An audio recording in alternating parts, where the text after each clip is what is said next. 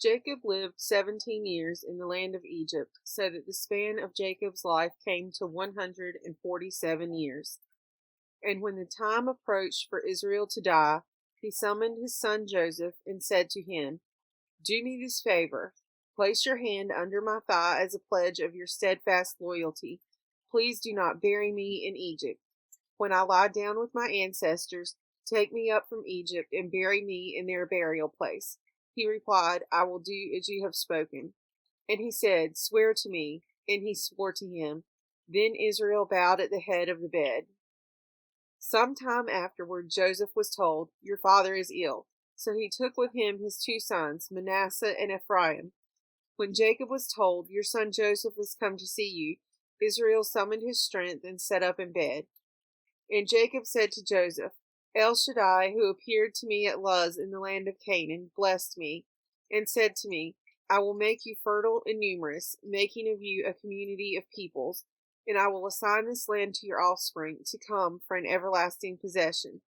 Now your two sons, who were born to you in the land of Egypt before I came to you in Egypt, shall be mine. Ephraim and Manasseh shall be mine no less than Reuben and Simeon.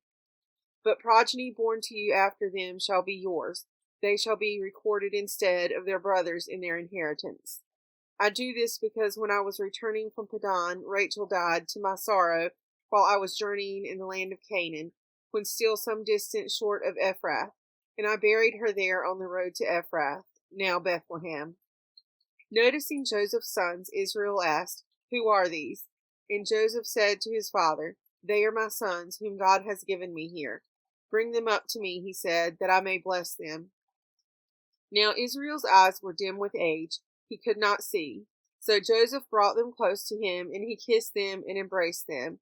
And Israel said to Joseph, "I never expected to see you again, and here God has let me see your children as well." Joseph then removed them from his knees and bowed low with his face to the ground. Joseph took the two of them, Ephraim with his right hand to Israel's left, and Manasseh with his left hand to Israel's right, and brought them close to him. But Israel stretched out his right hand and laid it on Ephraim's head, though he was the younger, and his left hand on Manasseh's head, thus crossing his hands, although Manasseh was the firstborn. And he blessed Joseph, saying, "The God in whose ways my fathers Abraham and Isaac walked, the God who has been my shepherd from my birth to this day, the messenger who has redeemed me from all harm, bless the lads. In them may my name be recalled, and the names of my fathers Abraham and Isaac, and may they be teeming multitudes upon the earth." When Joseph saw that his father was placing his right hand on Ephraim's head, he thought it wrong, so he took hold of his father's hand to move it from Ephraim's head to Manasseh's. "Not so, father," Joseph said to his father, "for the other is the firstborn. Place your right hand on his head." But his father objected, saying, "I know, my son, I know. He too shall become a people, and he too shall be great. Yet his younger brother shall be greater than he, and his offspring shall be plentiful enough for nations." So he blessed them that day, saying, "By you shall Israel invoke blessings, saying, God make you like Ephraim and Manasseh." Thus he put Ephraim before Manasseh. Then Israel said to Joseph, "I am about to die, but God will be with you and bring you back to the land of your ancestors. And now I assign to you one portion more than to your brothers, which I wrested from the Amorites with my sword and bow." And Jacob called his sons and said, "Come together, that I may tell you what is to befall you in the days to come. Assemble and hearken, O sons of Jacob, hearken to Israel your father. Reuben, you are my firstborn, my might and first fruit of my vigor, exceeding in rank and exceeding in honor. Unstable as water, you shall excel no longer. For when you mounted your father's bed, you brought disgrace. My couch you mounted. Simeon and Levi are a pair. Their weapons are tools of lawlessness. Let not my person be included in their council. Let not my being be counted in their assembly. For when angry, they slay a man, and when pleased, they maim an ox. Cursed be their anger so fierce, and their wrath so relentless. I will divide them in Jacob, scatter them in Israel. You, O Judah, your brothers shall praise. Your hand shall be on the nape of your foes. Your father's son shall bow low to you. Judah is a lion's whelp. On prey, my son, have you grown. He crouches, lies down like a lioness who dare rouse him. The scepter shall not depart from Judah, nor the ruler's staff from between his feet, so that tribute shall come to him, and the homage of peoples be his. He tethers his ass to a vine, his ass's foal to a choice vine. He washes his garment in wine, his robe in blood of grapes. His eyes are darker than wine, his teeth are whiter than milk. Zebulun shall dwell by the seashore, he shall be a haven for ships, and his flank shall rest on Sidon. Issachar is a strong-boned ass, crouching among the sheepfolds. When he saw how good was security and how pleasant was the country, he bent his shoulders to the burden and became a toiling serf. Dan shall govern his people as one of the tribes of Israel. Dan shall be a serpent by the road, a viper by the path, that bites the horse's heels, so that his rider is thrown backward. I wait for your deliverance, O Adonai. God shall be raided by raiders, but he shall raid at their heels. Asher's bread shall be rich, and he shall yield royal dainties. Naphtali is a hind let loose, which yields lovely fawns. Joseph is a wild ass by a spring, wild colts on a hillside. Archers bitterly assailed him, they shot at him and harried him, yet his bow stayed taut, and his arms were made firm, by the hands of the mighty one of Jacob.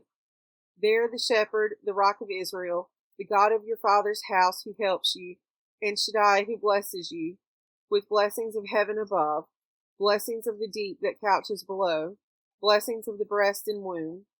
The blessings of your father surpass the blessings of my ancestors, to the utmost bounds of the eternal hills. May they rest on the head of Joseph, on the brow of the elect of his brothers. Benjamin is a ravenous wolf. In the morning he consumes the foe, and in the evening he divides the spoil. All these were the tribes of Israel, 12 in number, and this is what their father said to them as he bade them farewell, addressing to each a parting word appropriate to him. Then he instructed them, saying to them, I am about to be gathered to my kin.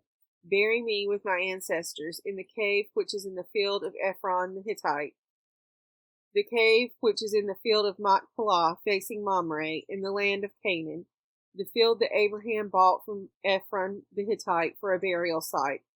There Abraham and his wife Sarah were buried. There Isaac and his wife Rebekah were buried. And there I buried Leah, the field and the cave in it, bought from the Hittites. When Jacob finished his instructions to his sons, he drew his feet into the bed, and breathing his last, he was gathered to his kin. Joseph flung himself upon his father's face and wept over him and kissed him. Then Joseph ordered the physicians in his service to embalm his father, and the physicians embalmed Israel. It required 40 days, for such is the full period of embalming. The Egyptians bewailed him 70 days. And when the wailing period was over, Joseph spoke to Pharaoh's court, saying, Do me this favor, and lay this appeal before Pharaoh.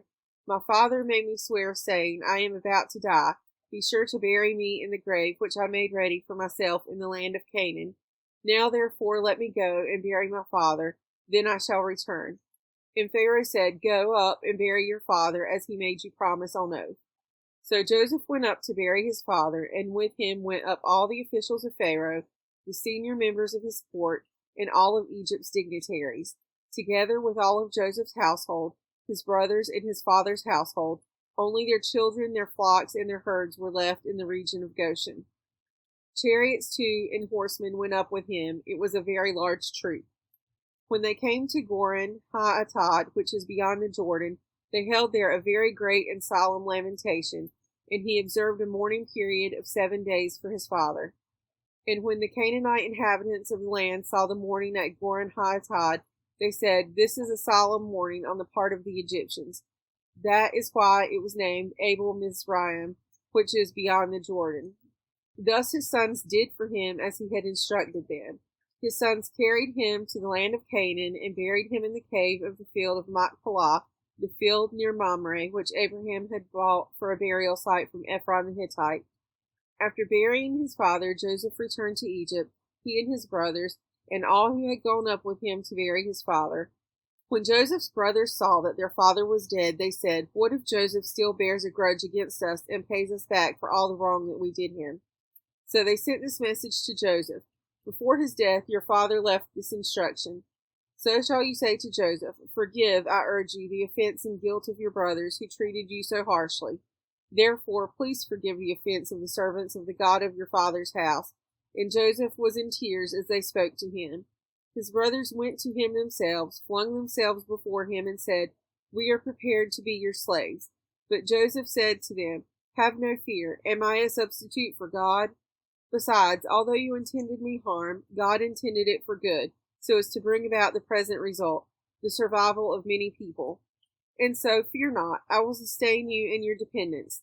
Thus he reassured them, speaking kindly to them. So Joseph and his father's household remained in Egypt. Joseph lived 110 years. Joseph lived to see children of the third generation of Ephraim. The children of Machir, son of Manasseh, were likewise born upon Joseph's knees. At length Joseph said to his brothers, "I am about to die. God will surely take notice of you and bring you up from the land to the land promised on oath to Abraham, to Isaac, and to Jacob." So Joseph made the sons of Israel swear, saying, "When God has taken notice of you, you shall carry up my bones from here." Joseph died at the age of 110 years, and he was embalmed and placed in a coffin in Egypt.